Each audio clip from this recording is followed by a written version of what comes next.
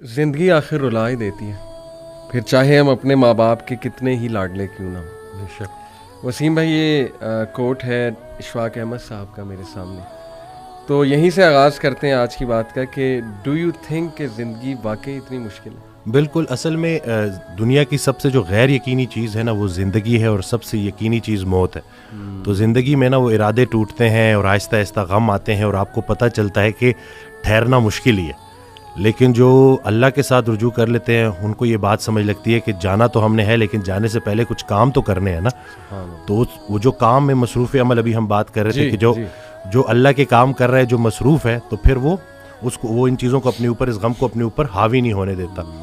وہ حضرت واصف رحمۃ اللہ ایک شعر پڑھا کرتے تھے کہ غم بھی گزشتنی ہے، خوشی بھی گزشتنی، کر غم کو اختیار کے گزرے تو غم نہ ہو۔ تو یعنی کہ غم کو قبول کرنا ہے، اس کو ریڈ کرنا ہے، اور اس میں نا بڑا لیسن ہے۔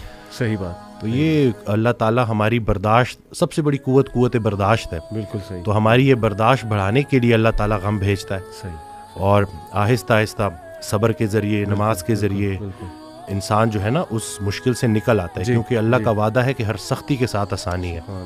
تو سختی کے بعد آسانی ہے، اور اکثر لوگ جو نا امید ہو جاتے ہیں نا، تو اللہ کی رحمت سے نا امید ہونا اصل میں اپنے مستقبل سے نا امید ہونا ہے۔ تو جب آپ اللہ سے پر امید رہتے ہو، ہوپ فل رہتے ہو، تو پھر وہ دن خیر سے گزر جاتے ہیں۔ کیا بات۔ وسیم بھائی، اگر ہم دنیا پہ نظر دوڑائیں، ایسے ایسے غم ہیں نا، یعنی لوگوں کی جب سٹوریز سنتے ہیں، اور اوور آل ورلڈ میں دیکھ لیں آپ، اور جو ہسٹری میں پاسٹ میں ہوا ہے، مطلب ایسے ایسے غم آپ کو نظر آئیں گے نا کہ انسان رو پڑتا ہے کہ یار واقعی دنیا میں بڑا غم ہے۔ لیکن اگر ہم یہیں پہ رک جائیں نا کہ بس دنیا میں بڑا غم ہے، زندگی بہت مشکل ہے، تو پھر تو ہوپ لیسنس ہے، پھر تو جو ہے نا وہ ایک ڈارکنیس ہے، ایک اندھیرا ہے۔ دیٹس وائی آئی سے ٹو پیپل کہ دیکھو جو ایتھیزم ہے وہ یہیں پہ رک جاتا ہے۔ بالکل، وہ کہتا ہے کہ بس we are all here and we are doomed, اور بس ٹھیک ہے، سفرنگ بھی ہے، کیوس بھی ہے، ڈارکنیس بھی ہے، اب کیا کر سکتے ہیں۔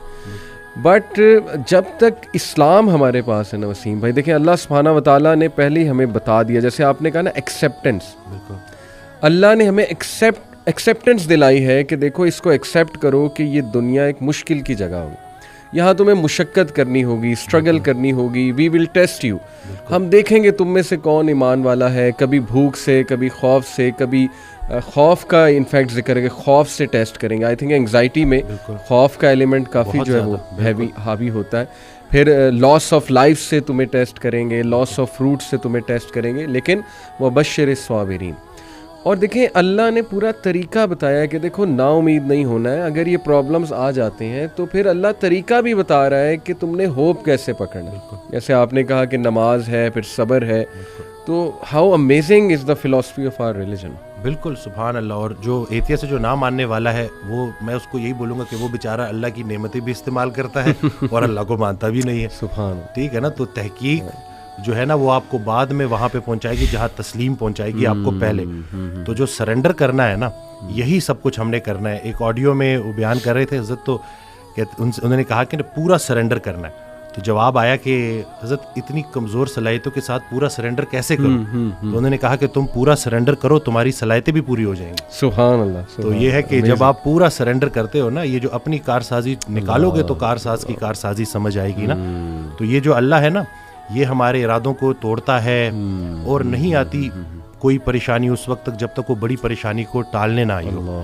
وہ ایک واقعہ سناتے تھے کہ ایک بندہ ایک اللہ والے کے پاس جاتا ہے اور کہتا ہے کہ میرا مکان نہیں بک رہا، تو دعا کریں۔ تو انہوں نے کہا کہ نہیں، تمہارا مکان نہیں بکے گا، جاؤ۔ تو وہ بڑا پریشان ہوتا ہے، پھر دوبارہ جاتا ہے، کہتا ہے کہ آپ دعا کریں، کہتے چلو میں دعا کر دیتا ہوں، وہ مکان بک جاتا ہے۔ تو وہ اس اللہ والے کے پاس جاتا ہے اور اس سے پوچھتا ہے کہ آپ جب میں پہلی دفعہ آیا تو آپ نے کہا کہ مکان نہیں بکے گا، صحیح، اور جب دوسری دفعہ آیا تو آپ نے کہا کہ بک جائے گا۔ تو کہتے ہیں کہ پہلی دفعہ جب تم آئے تھے تمہارا ماتھا روشن لگ رہا تھا، صحیح، تمہارے ماتھے پہ خوش قسمتی کے آثار تھے۔ سبحان۔ دوسری دفعہ جب تم آئے تو تمہارے ماتھے سے بدقسمتی کے آثار آ رہے تھے، کیونکہ بڑا بدقسمت ہے وہ انسان جس کی زندگی میں اس کا گھر بک جائے۔ تو جو چیز تم اپنے لیے پسند کر رہے ہو، جس چیز پہ تم جشن منا رہے ہو، وہ اصل میں تمہارے استغفر اللہ کا مقام ہے جس کو تم الحمدللہ کہہ رہے ہو. صحیح. انسان جو ہے نا وہ جلد باز ہے, جلد باز ہے, وہ کہتا ہے کہ بس میرے اللہ کو اپنے مطابق چلانا چاہتا ہے. صحیح بات, صحیح بات. اور اللہ نے ہمارے لیے کتنی خیر رکھی ہوئی ہے, کتنی آسانی رکھی ہوئی ہے, ہمیں خوش کرنے کے لیے اللہ کے پاس اتنا کچھ ہے, لیکن ہم جلد بازی میں اور نا امیدی میں اس سے محروم ہو جاتے ہیں. اور شیطان جو ہے نا وہ ہماری رگوں میں خون کی طرح دوڑتا ہے. صحیح. تو اس کا طریقہ واردات ہے ہی یہ وسوسہ دینا. وسوسہ جو ہے نا وہ ایمان کی نفی ہے, اور یقین جو ہے نا وہ وسوسے کو نفی کرتا ہے. کیا بات. تو ہم نے یقین کو پختہ کرنا ہے. یقین نور ہے, شک اندھیرا ہے. تو اسی طرح سے یہ وسوسے کے اوپر سوال کیا گیا تو حضرت کہتے ہیں کہ میرا اللہ پہ یقین بے گماں ہے جو علم بن گیا. تم بھی وہ یقین پیدا کر لو, تمہیں بھی علم مل جائے گا. زبردست. تو یہ جو شک ہے نا وسوسہ, یہ آج کل بڑا کامن ہے ویری کہ امپورٹنٹ. یہ لوگ اسی وجہ سے نا اندھیروں میں ہے. جی جی, تو شک کی وجہ سے. بالکل. اچھا, یہ آپ نے جو بات کی نا کہ انسان جلد باز ہے, اس میں مجھے قرآن کی ایک آیت بھی یاد ہے. اللہ سبحانہ و تعالیٰ نے انسان کی نیچر بتائی ہے. سورہ معارج میں اللہ سبحانہ و تعالیٰ کہتے ہیں کہ بے شک ہم نے انسان کو نگرڈلی اور اینکشیس پیدا کیا. بالکل جلد باز ہے. جب خیر آتی ہے تو آپے سے باہر ہو جاتا ہے, اور جب کوئی ڈیفیکلٹی آتی ہے تب پینک ہو جاتا ہے. الا المصلین ایکسیپٹ دوز ہو آفر. یعنی اللہ نے سلوشن بھی ساتھ بتا دیا کہ نہیں, نماز تمہاری ان چیزوں کو چیک کرے گی. سجدہ کرو اللہ کے آگے, اور وہی آپ کی علی بات ہے کہ یقین. اور میں تو سمجھتا ہوں وسیم بھائی کہ ہماری زندگی میں جتنے بھی مسائل آتے ہیں نا وہ اللہ کی ذات پہ یقین دلانے کے لیے تو آتے ہیں کہ دیکھیں ہمارے ہاتھ میں تو ہے ہی کچھ نہیں. انسان پہ کبھی کبھی ایسا کوئی پرابلم آ جاتا ہے اس نے ایکسپیکٹ بھی نہیں کیا ہوتا.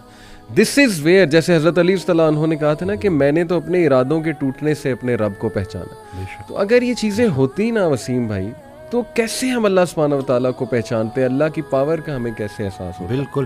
اشفاق احمد صاحب کی بات سے آپ نے سٹارٹ کیا تھا تو مجھے ایک واقعہ یاد آ گیا کہ ایک شخص ان کے پاس گیا اور کہا کہ اشفاق صاحب کوئی زندگی آسان کرنے کی ٹپ دے دیں. تو انہوں نے کہا میں تمہیں موت آسان کرنے کی ٹپ نہ دوں. تو کہتے ہیں چلے وہی دے دیں. کہتے ہیں اگر تم اپنی موت آسان کرنا چاہتے ہو تو جاؤ کسی کی زندگی آسان کر دو. اللہ. تو جو اللہ کا کام کرنے والے ہوتے ہیں وہ گلہ نہیں کرتے, وہ شکر کرتے ہیں اور لوگوں کے کام آتے ہیں. وہ سارے کام جو ہے نا وہ اللہ پہ نہیں ڈالنے, اللہ کے بہت سارے کام ہیں جو ہم نے کرنے ہیں. اور دوسرا یہ کہ خواہشات, یہ جو دنیاوی خواہشات ہیں, یہ جو فانی چیزوں کی محبت ہے, آپ کو جیتے جی فانی کر دیتی ہیں. اور یہ جتنا کچھ بھی ہے نا وہ ایک شعر ہے کہ تیرے سوا کروں پسند کیا تیری کائنات میں, دونوں جہاں کی نعمتیں قیمت بندگی نہیں. تو اللہ جو ہے نا اس کو ہم نے کسی چیز کسی لالچ سے ہٹ کے صرف اللہ کیونکہ عبادت کے لائق ہے اور اللہ خالق ہے, اور ہم نے اپنے حالات کو نہیں دیکھنا, بس ہم نے ماننا ہے. امیر انسان اگر اللہ سے دور ہے تو امیری اس کے لیے آزمائش ہے, غریب انسان اگر اللہ سے دور ہے تو غریبی اس کے لیے آزمائش ہے. بلکہ وہ ایک آڈیو میں ارشاد فرماتے ہیں کہ جو غریب ہے نا وہ بھی غنی ہو سکتا ہے. وہ غریب غنی ہے جس کی امیر کے مال پہ نظر نہیں ہے. تو اب وہ دیکھیں نا کہ کتنا آسان ہے ہمارے لیے نا, لیکن یہی ہے کہ اس کو پریکٹس کرنا. اور پھر یہی ہے کہ جو کامیابی کا ہم نے جو ایک معیار رکھ دیا ہے وہ صرف یہی ہے کہ بینک بیلنس اور یہی سب کچھ. تو انسان بھی بیچارہ نا بڑے بڑے گھر بناتا ہے اور سوتا اسی ایک چھوٹی سی تنگ سی جگہ پہ ہے, بستر پہ, جتنی اس نے قبر میں سونا ہے. صحیح بات. اور یہ ہے کہ وہ حضرت کہتے ہیں کہ جو چیزیں تم نے اپنے مرنے کے بعد ویسی چھوڑ جانی اس کو اپنی زندگی میں کیوں نہ چھوڑ دو. ایک اور جگہ کہتے ہیں کہ جن کو تم نے اپنے مرنے کا غم دے کے جانا ہے ان کو اپنی زندگی میں تھوڑی خوشیاں تو دے جاؤ. تو یہ جو ہے نا عمل, مصروف عمل ہونا ہے اور ارد گرد کے لوگوں کے کام آنا ہے. جی, اٹ سمز اٹ آل اپ. ماشاءاللہ.